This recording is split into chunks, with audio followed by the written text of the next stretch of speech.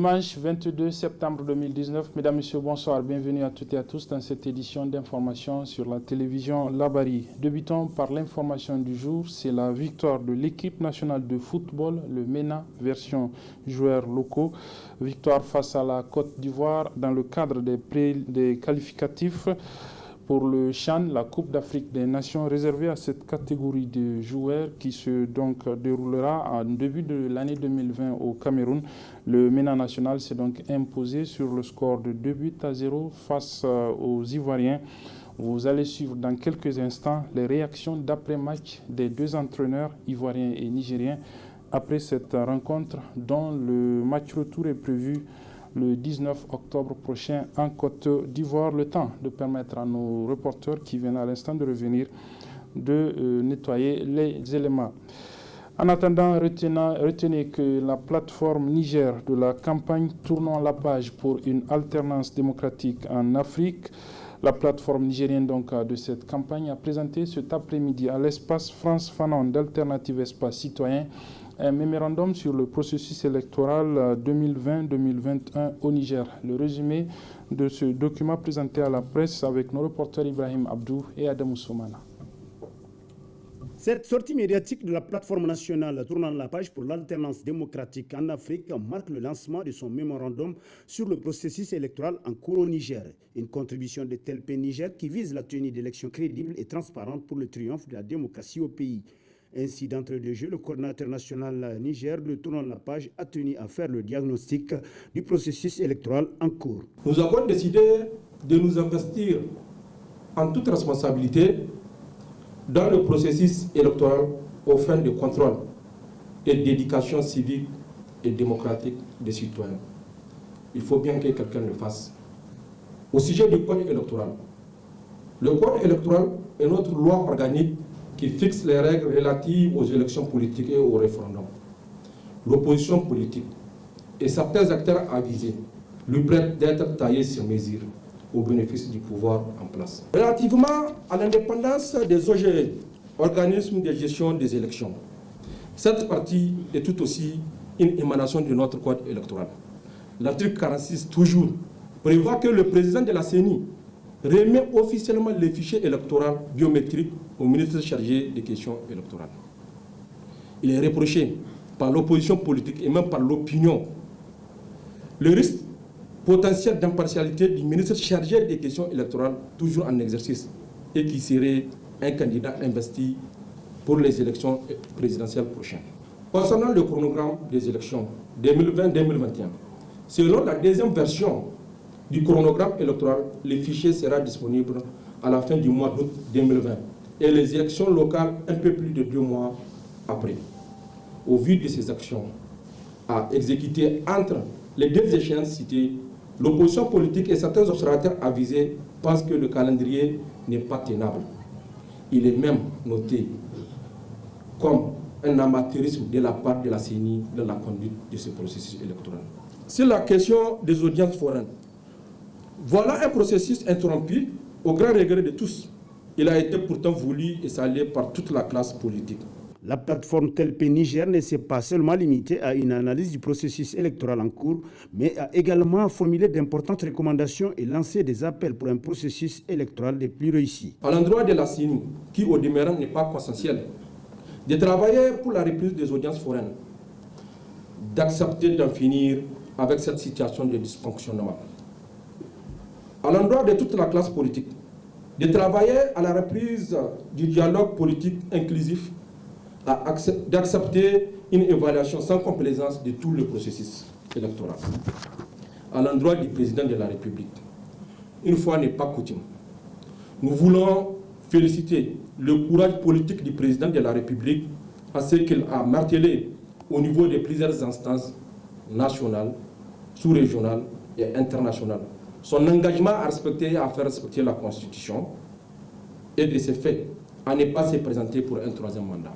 Notre appel à l'endroit du président de la République sera de se mettre plus que jamais au-dessus des péripéties politiques et entretenir sa posture de père de la nation. De veiller à faire respecter les dispositions de la loi électorale, notamment en mettant fin campagne avant campagne électorale. Aujourd'hui, certains acteurs sont déjà en campagne électorale, alors que la campagne n'était pas ouverte. De créer les conditions de la reprise du dialogue politique et de la tenue d'un forum national d'évaluation et de réconciliation politique.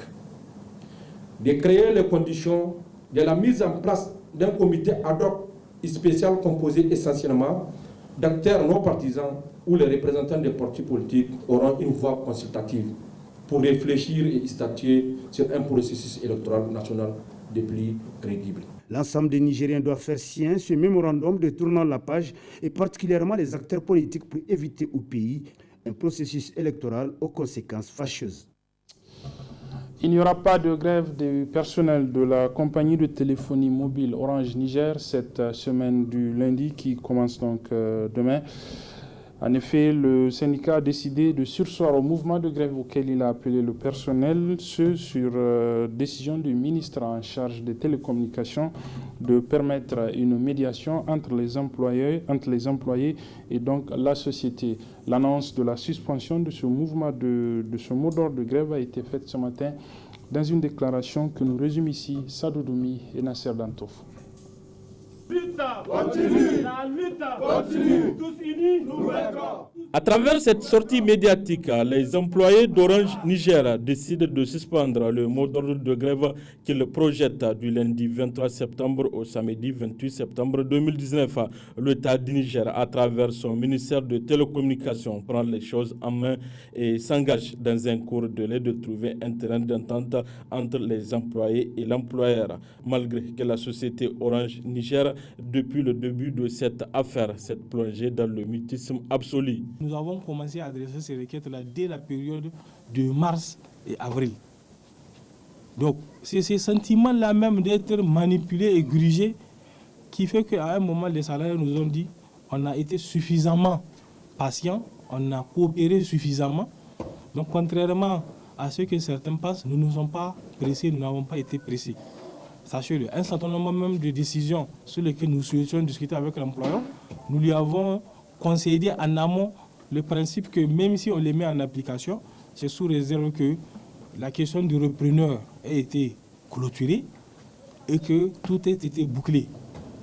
Nous, notre demande, c'est d'avoir un dispositif écrit parce qu'on ne peut pas se contenter en tant que représentant des travailleurs à des paroles orales pour pouvoir espérer quelque chose. À cet effet-là, vu le mutisme de la partie employeur, c'est l'État qui a pris le devant des choses. Le ministre de tutelle, dont nous saluons le degré de responsabilité. Donc à la date où nous vous parlons, nous avons décidé de suspendre le mouvement de grève qui est prévu du lundi 23 au samedi 28 pour que eux, au niveau de l'État, puissent avoir quand même ce climat apaisé-là qui pouvait leur permettre de discuter avec les repreneurs. Le SYNAT Télécom, le syndicat national des agents de télécom qui suivait cette situation de près, salue le sens de responsabilité de ces employés d'Orange Niger qui donnent ainsi une chance à la médiation. On constate que les négociations sont rompues au niveau d'Orange Niger. Malheureusement, il n'y a aucune porte de solution.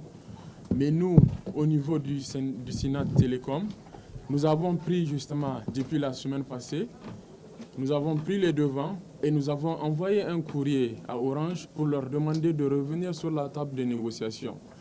Toujours dans la recherche des solutions, du moment où nous avons reçu le courrier du ministre qui nous demande de leur donner le temps pour qu'ils puissent étudier le dossier, et donc dans ce cadre aussi, nous avons écrit un courrier aux potentiels repreneurs pour leur adresser une demande pour que nous puissions voir ensemble qu'est-ce que nous allons trouver comme solution afin de ramener vraiment la sérénité au sein de l'entreprise.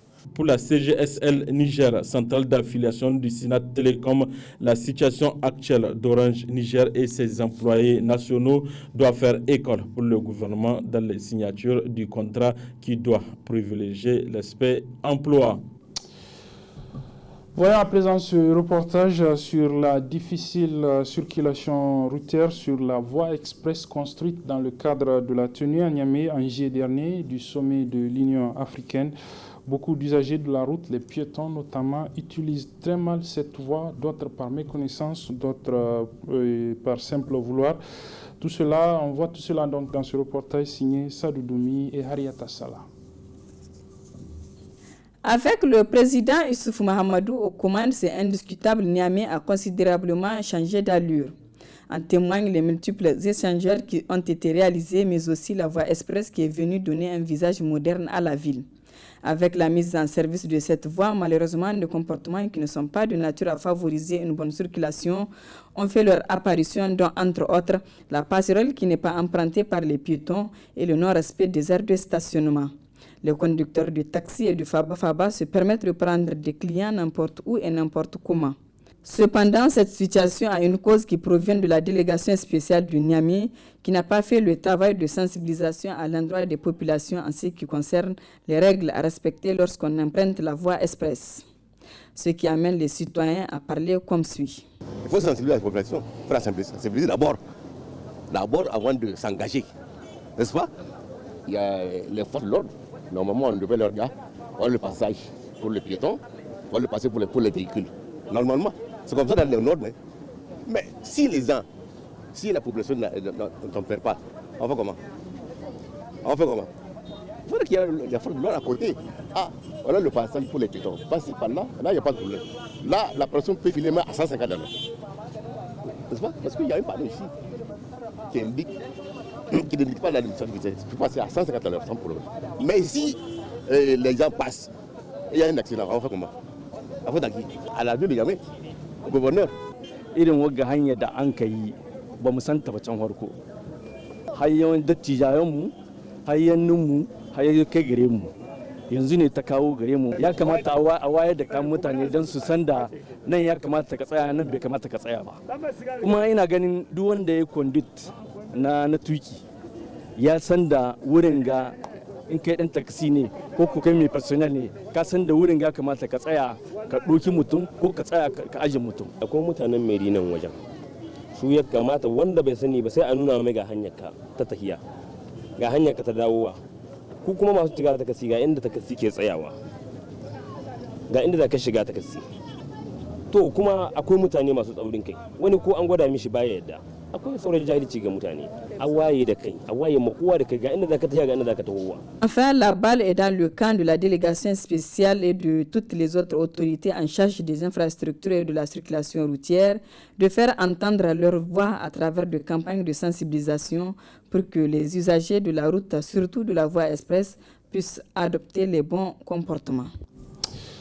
On en vient donc à cette victoire cet après-midi au stade général Seyni Kounché de l'équipe nationale de football, le MENA, composé des joueurs locaux. Ils ont donc battu leur homologue ivoirien dans le cadre des qualificatifs pour le CHAN, la Coupe d'Afrique des Nations, réservée aux joueurs qui évoluent localement dans leur pays, qui va se tenir au début de l'année 2020 au Cameroun. Le MENA a battu donc la Côte d'Ivoire sur le score de 2-0 dans ce match aller avant le match retour prévu pour le 19 octobre prochain.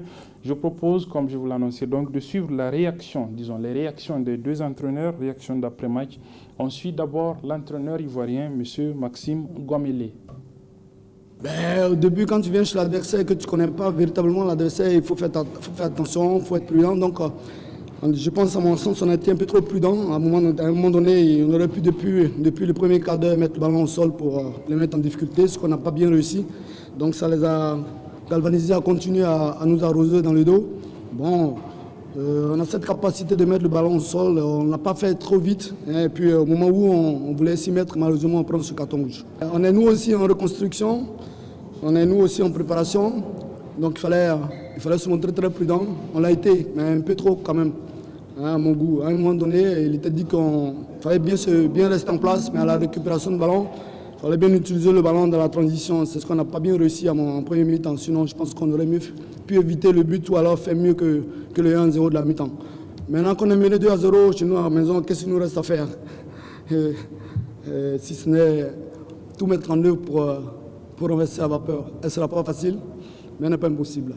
Voilà, c'était donc l'entraîneur de l'équipe A' de la Côte d'Ivoire, l'équipe de football, M. Maxime Guamélé, à la suite de la rencontre qui a opposé ses joueurs à ceux du Niger. dans le cadre des qualificatifs pour la Coupe d'Afrique des Nations Cameroun 2020. Je vous propose à présent de suivre la réaction d'après-match de l'entraîneur du MENA Aprim, Harouna Doula, tout satisfait, mais quand même qui promet que la victoire, même en Côte d'Ivoire, ne sera pas facile. On le suit. Dans ce match, même sur ce plan, on était présent. La preuve, on a pu tenir notre avantage jusqu'à la fin du match. C'est vrai, derrière, peut-être qu'on pouvait mieux faire après la récupération du ballon, dans son utilisation. Vers la fin, je pense qu'après le deuxième but, la plupart se sont mis en tête qu'il fallait tenir le coup. Et je pense qu'ils l'ont tenu. Malgré que vous trouvez qu'on n'est pas physiquement... Je pense qu'on a... D'abord, on est en début de saison. Le championnat n'a pas démarré. Et heureusement qu'on a commencé tôt la préparation. Je pense qu'on a eu 2 mois de préparation, ponctué par ce stage du Maroc qui a été très bénéfique parce que ça a permis de jouer 2 matchs qui nous ont donné beaucoup de renseignements, qui a permis d'apporter les corrections nécessaires au groupe pour véritablement retrouver un collectif au plan défensif, mais aussi au plan offensif. C'est vrai, dans le jeu vers l'avant, il n'y a pas eu les enchaînements qu'il faut pour se créer des occasions nettes. Mais on a pu porter le ballon sur les côtés, il y a eu des centres qui n'ont pas été exploités. Je pense que c'est la suite du travail qu'il faut voir. Voilà la suite du travail donc pour notamment le match retour prévu, comme je l'annonçais, le 19 octobre prochain en Côte d'Ivoire. Vous allez bien sûr avoir beaucoup plus de détails sur cette rencontre et cette victoire du MENA national dans nos éditions de demain. Et c'est sur ce que se referme cette édition, mesdames et messieurs. Merci de l'avoir suivi. Merci aux équipes techniques et rédactionnelles qui m'ont aidé à le présenter. Les programmes se poursuivent sur la télévision Labari. Au revoir.